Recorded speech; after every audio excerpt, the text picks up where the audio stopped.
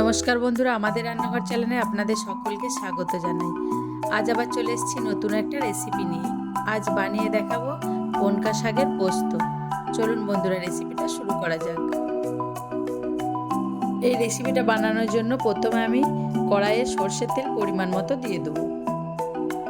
তারপর দুটো কাঁচা লঙ্কা চেরা দিয়ে দেবো। একটা বেগুন আমি এরকম সাইজ করে কেটে রেখেছিলাম, এবার দিয়ে ভেজে নেব।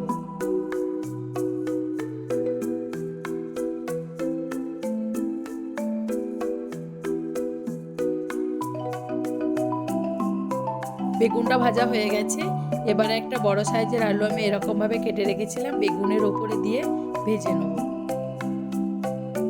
এবার একটা বড় সাইজের পেঁয়াজ কুচো করে রেখেছিলাম, দিয়ে দেবো। আর একটা টমেটো আমি কুচো করে রেখেছিলাম, দিয়ে সবকিছু ভালো করে ভেজে নেব।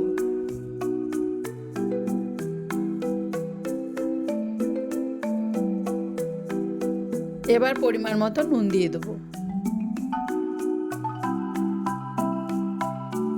সামান্য হলুদ দেবো।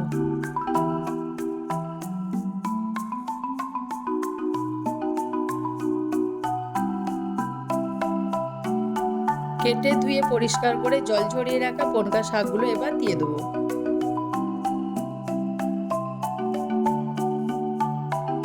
এবার শাকটা সবজিগুলোর সাথে ভালো করে মিশিয়ে নেব।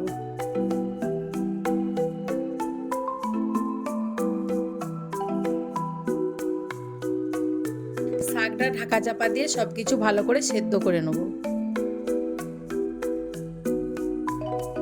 দেখুন বন্ধুরা, শাকটা থেকে কতটা জল বেরিয়েছে আর সবকিছু সেদ্ধ হয়ে গেছে। এবার পোস্ত বাটা দিয়ে দেবো। এবার শাকের সঙ্গে পোস্তটা ভালো করে মিশিয়ে নেব।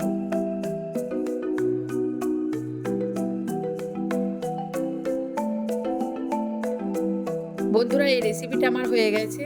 আপনারা দুপুরে গরম ভাতে বা রাত্রে রুটির সঙ্গে খাবেন, খেয়ে দেখবেন খুব ভালো লাগবে।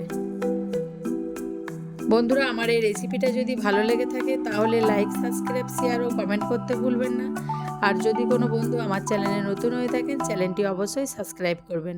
ভালো থাকবেন, সুস্থ থাকবেন। দেখা হচ্ছে আবার একটি নতুন রেসিপি নিয়ে। ধন্যবাদ।